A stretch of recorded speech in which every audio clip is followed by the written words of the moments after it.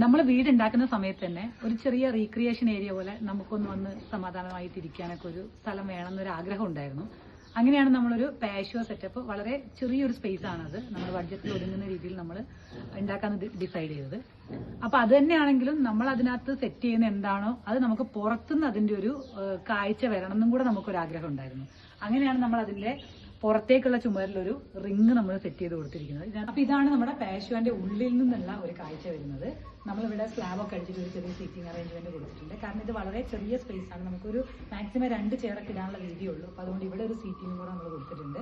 പിന്നെയാണെന്നുണ്ടെങ്കിൽ നമുക്ക് ഇരുന്നിട്ട് ചാരാനൊക്കെ ആയിട്ട് നമ്മൾ ചെറിയൊരു കട്ട വെച്ചിട്ട് ഒരു കുറച്ച് ചുമരും കെട്ടിയിട്ടുണ്ട്. ബാക്കി വർക്കൊക്കെ ഇവിടെ നടക്കാനുണ്ട്. പിന്നെ ഈ ഒരു ചുമരിന്റെ ഈ ഒരു ഭാഗത്തായിട്ട് നമുക്ക് കുറച്ചൊരു എന്തെങ്കിലും ഒരു ഇന്റീരിയർ വർക്ക് ചെയ്തിട്ട് ഒരു ഭംഗിയുള്ള കാര്യം കാണാൻ ക്യൂട്ടായിട്ടുള്ള ബുദ്ധന്റെ ഒരു സ്റ്റാച്ചു എന്തെങ്കിലും ഒക്കെ വെക്കണം എന്ന് നമ്മളിവിടെ ഉദ്ദേശിക്കുന്നുണ്ട്. കുറച്ച് ഇൻഡോർ പ്ലാന്റുകളൊക്കെ വെക്കാനുള്ള ഒരു സെറ്റപ്പ്